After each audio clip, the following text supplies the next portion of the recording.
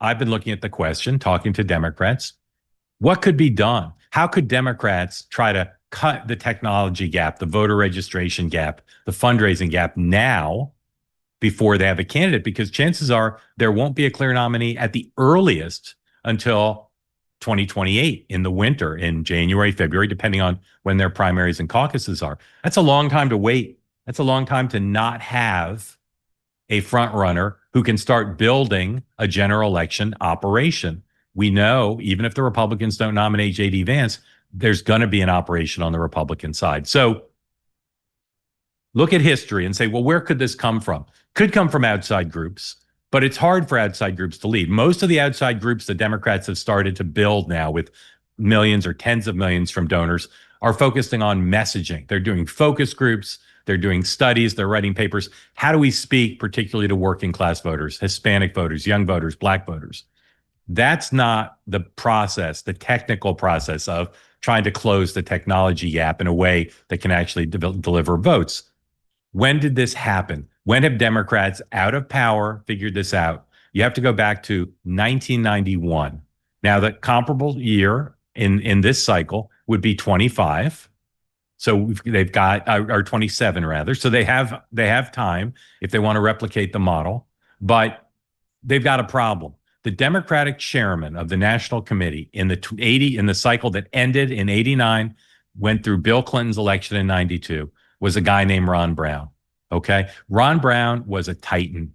Ron Brown figured out how to build a national party apparatus so that whoever the nominee was could win. Because Ron Brown saw that in terms of fundraising and voter registration and focusing on the battleground states, the Democrats were way behind the Republicans. At that point, they'd lost to Reagan twice, to Bush 41 once. They didn't seem to have a way to win. There was what was called a electoral college lock. Back then, you younger people won't know, Republicans won New Jersey, California, all the Midwestern battleground states. Democrats didn't see a way to win. So what Ron Brown and a guy named Paul Tully, who worked for him at the Democratic National Committee, today's your history lesson, what they did was they said, what can we build that whoever our nominee is for president in coming up in a year can inherit, can just turnkey operation so we can raise the money, target the battleground states. How did Ron Brown and Paul Tully do this? I wrote about this in my book that I wrote called How to Beat Trump, based on interviews with a lot of Democratic strategists. This was back in 2019, where they said, Democrats said to me, we got to figure out how to beat Trump because we lost to him in 2016. We got to figure out a way to do it. So I interviewed a lot of Democrats, and many of them pointed to this extraordinary event that occurred in Virginia in June of 1991. There was a woman named Pamela Harriman. She had an incredible life. She was married, amongst others, to Winston Churchill. She was the big donor of the Democratic Party. She was like the Elon Musk of her time. And Pamela Harriman had a big estate in Virginia. And Ron Brown and Paul Tully said, we need to build something. And so what they built was a meeting where they invited all the people who might run for president, all the top fundraisers, and they had them to a meeting. And they said, here's the deal. If we do nothing and everybody fights on their own to build what they're going to build, we'll never beat Bush. We'll never beat the incumbent Republican because nobody will have time to build a sufficiently large thing. So what we need is for all of you to work with us together. Help us build it. Get your donors to give to the DNC. You support the DNC, knowing that unless you win the lottery and you're the nominee, you're not going to benefit from this. But knowing that if you don't contribute and you're the nominee, we'll never have a chance. So they had a big meeting over a couple of days. They laid out the case of how they could use the money and the political support to build the kind of infrastructure that could win a presidential campaign. And then the press was quite interested in this because you had all the leading candidates there, including Bill Clinton. Ron Brown came out and he spoke to the media after the meeting, and he explained to some extent what they were doing. Please roll B2. We have had an extraordinary meeting, a historic meeting for the Democratic Party, where there was absolute consensus that we're on the right track and getting ready for the 1992 general election campaign early on. It is clear to us that George Bush is very vulnerable in 1992 because this administration has absolutely no domestic agenda. It is not speaking to the needs and aspirations and goals of average, everyday working men and women and working families in our nation. We've developed a strategy, a preliminary strategy for the 1992 general election campaign. The essence of it is to have our party leaders and our prospective candidates and our national party working together as a team. That guy, I think, is the greatest chairman, at least in the history of the Democratic Party. He had experience across the party, relationships across the party. And you heard him there say, well before the general election, we've got a plan, and we're going to build this plan with the help of everybody, and we'll be ready. And we'll hand this off to the nominee. So as I said, amongst the people who were there were Bill Clinton. And Bill Clinton and his folks, at that point, Bill Clinton was not an announced candidate. Wasn't sure necessarily he would even run, but he came to the meeting and his folks got the joke that if they supported this effort and he won the nomination, he would inherit an unprecedented good operation that would help register voters and turn out voters. Here's Bill Clinton. Again, this is from June of 91 at the same event after the meeting. This is B3, please. I will say this. I believe that the research confirms what any workaday politician would find who went out and just talked to real people, that they have real problems, real concerns. They don't think they're being addressed at the national level. And if we can come up with a message that brings people together around these concerns, then the Democrats have a chance to win in 92. All right. That guy, a political stud. He might have won without the help from the DNC. But if you ask people who worked in the Clinton campaign, how much did you benefit beating George Bush and Ross Perot because of the groundwork laid by the Democratic Party? They will tell you quite a bit. Otherwise, they would have had to win the nomination, which, as you know, Bill Clinton struggled to do because of his personal problems on the draft and Jennifer Flowers and other issues. Big benefit. Okay. So I look now every day. I look and talk to my sources, look in the press. What are the Democrats doing to build something like that? Because there's no doubt in my mind that they're at a disadvantage today because of what the Trump-Vance operation built in 2024 and what they continue to aggressively build. They are registering voters today in the battleground states. So one place to look would be the DNC, the current Democratic Party. Ken Martin is the chair of the Democratic Party now. He is not Ron Brown. I say that with respect to Mr. Martin. Ron Brown had national experience with labor unions, with business. He became, after Bill Clinton won, he became Commerce Secretary, tragically killed in a plane accident. Ken Martin was the chair of the Minnesota Party. Nice guy, but not building anything. And in fact, over the weekend, it was reported by Politico that instead of focusing on building the party and being confident that he can create something to hand off to his presidential nominee, there was a meeting of Democratic officials, and Ken Martin talked about this guy, David Hogg. David Hogg is the vice chair of the DNC, and he has created a massive controversy by saying that he's going to raise money from an outside super PAC to try to beat Democratic incumbents. It's kind of like the opposite of what you're supposed to do if you're the vice chair of your party. But he's doing that, and it's caused, obviously, a bunch of controversy. There are people who say, no, you cannot be DNC vice chair if you're going to try to beat Democratic incumbent candidates. There are some who say, great, the party needs something that shakes things up. In any event, here is Ken Martin in a secretly recorded Zoom session with David Hogg and others lamenting what's happened to his chairmanship of the DNC because he's dealing with this David Hogg controversy. This is B1, please. I'm just quite frustrated to be in this position because what you've done, whether you like it or not, or know it or not, David, is no one knows who the hell I am, right?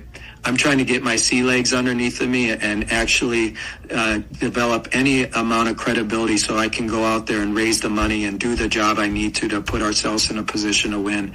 And again, I don't think you intended this, but you essentially destroyed any chance I have to show the leadership that I need to. So nobody knows who the hell I am. You've destroyed my chairmanship. I mean, you'd never hear Ron Brown saying stuff like that. But that's the state of the current Democratic Party. The apparatus is distracted. Ken Martin, who by his own acknowledgement there, not very well known, not an influential figure, even in political circles, let alone with the wider country, is dealing with the kind of controversy that a strong chair like Ron Brown would have never allowed to happen. And so now what you see is the specter of, who are the people most active? People like J.B. Pritzker, governor of Illinois, Pete Buttigieg. If you think he's going to run, maybe the governor of California, Gavin Newsom. But mostly what those folks are doing is building up their own name ID. Again, they're going on media. Are they gathering names for their social media, from their social media to raise money?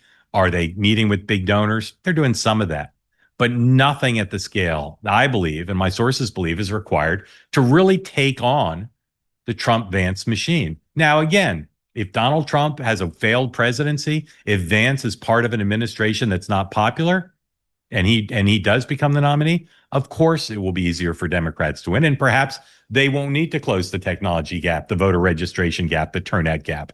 But chances are, unless Trump's administration is a disaster or somebody runs against Vance and beats him who's too weak to win, chances are Republicans are going to continue to build on the advantage they have now. And as I said, in a close election, these things are an edge. I don't believe Donald Trump would have won the 6 battleground states he won without the extraordinary efforts, still somewhat opaque, of Charlie Kirk and Elon Musk and others who figured out early on that the way to spend money is not on TV ads or digital ads. The way to spend money is to build a digital-first operation that reaches voters where they are and registers them and turns them out to vote. The Democratic Party right now, talked about this before, they don't have a great leader. It's not Chuck Schumer, Hakeem Jeffries. They're decent at the inside game, but they're not outside. They obviously don't control the White House. And the folks who are thinking of running for president have good moments and bad, but no one has a daily megaphone. And none of them, and I've said this before, none of them is politician of a generation, a political talent like Barack Obama or Bill Clinton. And when people say, well, did you know about Barack Obama 3 years before the 2008 election when he won? Yeah, we did. Because he spoke at the 2004 convention and gave the keynote address.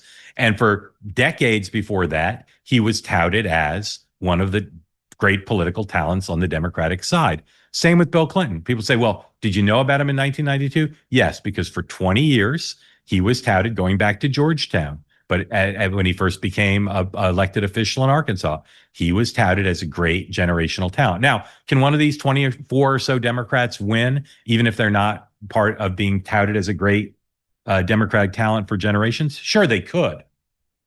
But their chances of doing that without an effort like Ron Brown's, either by the DNC or by an outside group, I think are much lower.